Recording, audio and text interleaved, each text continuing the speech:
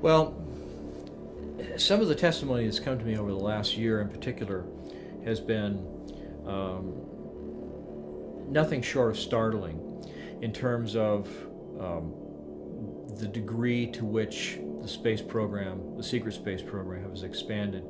I've talked to people who have said that there is and has been an ongoing extrasolar planetary colonization program that's been going on for decades and decades. I mean, to the point where one of the people who had actually gone, and this was the claim that he made, that he was on a warp-capable spacecraft that went from here to the edge of the Andromeda Galaxy in 20 minutes, and that when they got there, they located at least 8 Earth-like planets in some of the star systems along the edge of the galaxy, and 8 of those planets had human life on them. They were Earth-sized planets with sun-like stars similar to our sun, at approximately the same distances. They wound up using some kind of radio telemetry sensors to determine which ones were broadcasting in conventional radio and television signals. They found 2 planets like that, 2 of which were speaking English. And the minute I heard this, I thought, well, this is complete baloney, or this system, this whole program has been going on for a lot longer than anybody would have dreamed. But he described seeing cities and roads and cars and people and conventional clothing speaking English. And there's only one way that that's possible, I mean, other than parallel universe type of scenario, and that is that the program's been going on for much, much longer. Little did I know that I was going to be drafted in this program when I was 16 years old. And it was during my Christmas break between the age of 16 and 17 years old. I turned 17 in February. I was taken from my room. I was then taken to Carswell Air Force Base. I was then transported to the moon, where I sat and signed a bunch of papers that were non-disclosures, were just a big stack of papers signing my life away when I wasn't even 17 years old yet. The Lunar Operations Command is a moon base, and it was built out originally by the Germans in the late 1930s, early 1940s. While they were building this complex, they had utilized an ancient alien building that was not too terribly far away. They had found a bunch of these buildings on the moon, and they had found one of the buildings that they were able to patch up with some of the concrete they made from the local regolith. They then were able to pressurize it and use it as a base of operations while they built out the Lunar Operation Command. After a number of years, and after Operation Paperclip, it served its purpose and integrated the Nazis into the military-industrial complex, the LOC was handed over to the Americans. When approaching the moon from Earth in an electrogravitic craft, you will find the moon will be at a distance, and then it will grow very quickly in front of you. And then the next thing you know, you are above the surface. You will then fly in the electrogravitic craft at breakneck speeds, except you don't feel inertia. You find yourself hugging maybe 90 feet, 300 feet above the lunar surface, going at incredible speeds until you reach a crater. And then you find yourself orbiting a crater. The person piloting the craft radios in requesting permission to land. You don't see anywhere to land. All of a sudden, a little haze kind of occurs, and then there's a base. It's the Lunar Operation Command. And as you fly down and over, there is a control tower where they control the air traffic. As you fly around this base to make your final approach, you see a secondary crater. And as you fly down into that crater, it's fairly deep. and you end up popping out into the lava tube section, where you immediately see a giant building built into the middle of that lava tube that blocks it. And it's built kind of like the shape of a bell. And it looks like the outside of a battleship almost, the way it's built.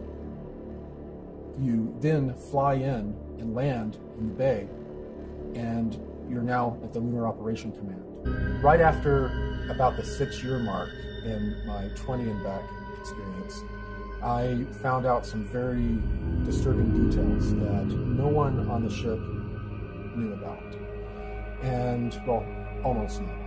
I was approached by a petty officer Wheeler, someone who I honestly had a crush on, and she used that to her advantage.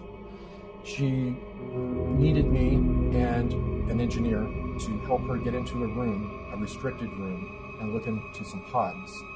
She wanted to know what was in those pods. She had a bad feeling. Well, we helped her get in, and I was standing watch. She and the engineer opened up one of the pods, and they were cryogenic chambers. And they were full of people that had basically looked like they'd been filleted and cleaned and sent to the market. While I saw this a little bit from a distance, some gas was escaping from this pod, and it overcame the petty officer and the engineer, and they collapsed. And as I was turning to run through the door I was watching through, I collapsed. After I came to in the sick bay, they had explained that the 2 others had died in the accident, and that I was being held for debriefing. I was then debriefed, told not to repeat the information to anyone else. If I wasn't a valuable intuitive empath, my fate would have been much different. So they sent me back to my regular duties and told me that from time to time I was going to be pulled over to work on a different deck on a different project. And this project was basically a galactic slave trade. It turned out that for many decades, while we were developing the technology to try to fight some of the negative ETs, there were extraterrestrials that were coming into our solar system, were coming to our planet, would swoop down and kidnap people and leave, and then take them and trade them off into some sort of galactic slave trade that's going on. After a while, the benevolent powers that be decided, you know what, this is a commodity.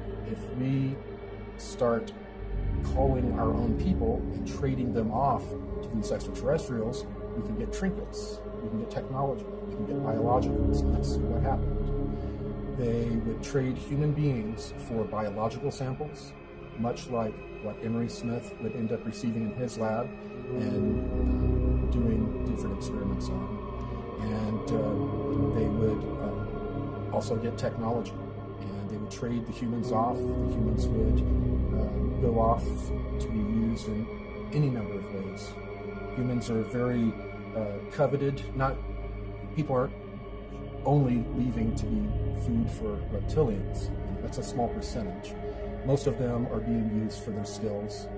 Humans are very well known for our engineering, our creativity, our ability to bring things from our mind and create them and engineer them. And strangely enough, we're coveted and used in that fashion. So the Cabal group has been basically utilizing human beings as a resource. So as little groups of people from all of these different programs started to join and work very quietly and secretly to not only find out the full truth of what was going on, but find a way to combat it. The SSP Alliance is a very small fraction of the overall secret space program or secret space programs, under 1%. So the only technology that they have is what they brought with them when they defected. It is a ragtag group that is doing their best to bring full disclosure to humanity. They don't want a slow, protracted disclosure. They want all of these technologies given to all of humanity at once, not to any one group, any one country, to everyone at once. And that is what the Secret Space Program Alliance has been working for. What very often occurs is that an elite will get to a very old, ripe age, or they will die, or they will die in some sort of an accident publicly. Privately, they are taken, and depending on their level, they are either age regressed or they have their consciousness basically downloaded into a clone that is an exact duplicate of them.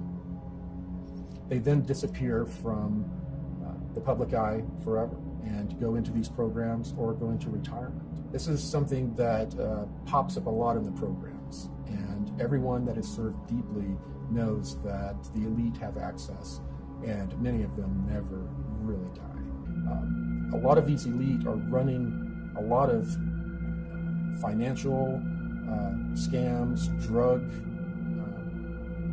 programs to raise money for these secret programs that they have going on. And they take full advantage of this access. The reptilians really came into control and started to be able to manipulate what was going on the face of the planet about 6,000 to 7,000 years ago. It is true that they have different masking technologies to be able to be in a room and look like a human, but usually they're in underground bases in various places on the globe, as well as in a huge area in Antarctica.